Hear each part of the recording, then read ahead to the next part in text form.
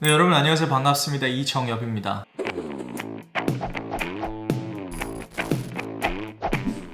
여러분, 분산 투자에 대해서는 다들 아시죠? 그럼 제가 질문 하나 드려볼게요. 분산 투자를 하실 때 과연 몇 개의 주식을 가지고 분산 투자를 하는 게 적당하다고 생각하시나요? 그리고 그 이유가 어떻게 되시나요?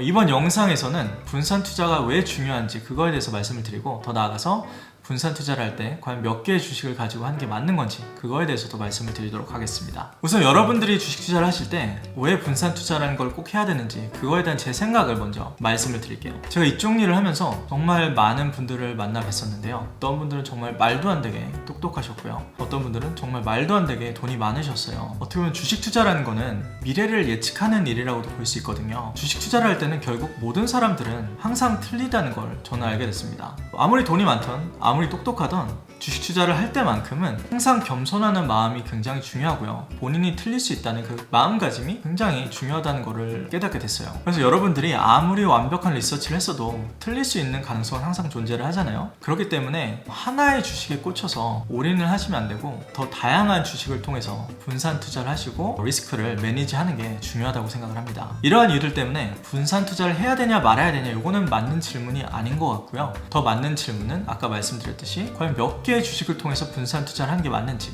요거에 대해서 제가 말씀을 드릴게요. 여기 보이는 이 차트를 설명하기 전에 한 가지 말씀드릴 건, 주식 투자를 할 때는 크게 두 가지 리스크가 있습니다. 첫 번째 리스크는 분산 투자를 해도 없어지지 않는 마켓 리스크가 있고요. 두 번째는 분산 투자를 통해서 없어지는 포트폴리오 리스크가 있어요. 그래서 이 차트를 보면 가로는 주식 개수를 뜻하고요, 세로는 리스크, 위험을 뜻합니다. 우선 가운데 진한 선은 마켓 리스크를 보여주는 건데요. 주식 숫자가 아무리 많아져도 그 리스크는 변하지가 않아요. 그 위에 점선은 포트폴리오 리스크를 뜻하는데, 주식 개수가 많아질수록 리스크가 떨어지는 걸 볼 수 있죠. 예를 들어서 여러분들이 주식을 하나만 가지고 있을 때는 이 차트를 보시면 리스크가 굉장히 높은 걸 알 수 있어요. 근데 그 주식 개수가 한 10개에서 15개 정도만 돼도 리스크가 상당히 내려간다는 걸 보실 수 있죠. 그래서 이게 굉장히 중요하고, 두 번째는 15개 정도 이상이 되면은 의외로 리스크가 그렇게 많이 떨어지지 않는 걸 또 보실 수가 있어요. 더 자세한 수치를 말씀을 드리면, 1970년도에 피셔와 로리라는 분이 발표하신 리서치에 따르면 15개의 주식을 가지고 있을 때 평균적으로 90% 이상의 분산 투자 효과를 가질 수 있고요, 30개의 주식을 가지고 있을 때 95%의 분산 투자 효과를 누릴 수 있다고 해요. 후에 2000년도에 서지와 프라이스라는 분이 똑같은 토픽에 대해서 또 리서치를 했는데, 그분들은 15개의 주식을 가지고 있을 때 75%에서 80% 정도의 분산 투자 효과를 가질 수 있고, 60개의 주식으로 90% 정도의 분산 투자 효과를 가질 수 있다, 이렇게 말씀을 하셨어요. 누가 맞던 간에 여기서 포인트는 뭐냐면, 적어도 한 15개 정도의 주식만으로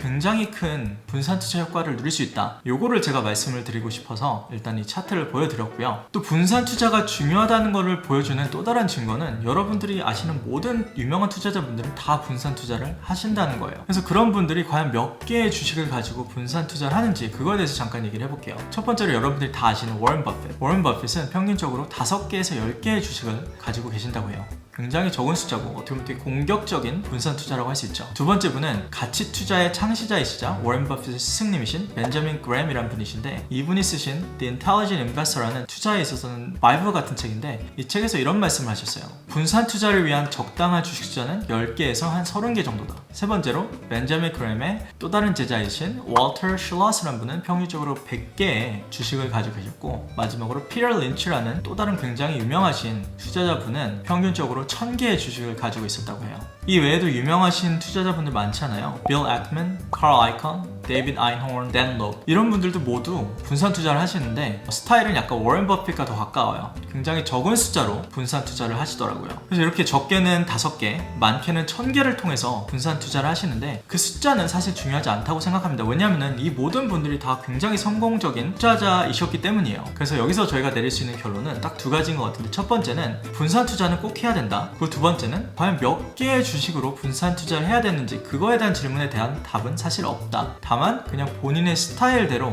그 스타일에 맞춰서 포트폴리오를 구성하면 된다. 이게 딱 두 가지의 결론이라고 생각을 합니다. 마지막으로 여러분들이 다 아시는 앤드류 카네기라는 위인이시죠. 이 카네기라는 분이 분산 투자에 있어서 굉장히 중요한 말을 했어요. 뭐라고 말씀을 하셨냐면, 현명한 사람은 모든 달걀을 한 바구니에 담고 그 달걀을 지켜본다.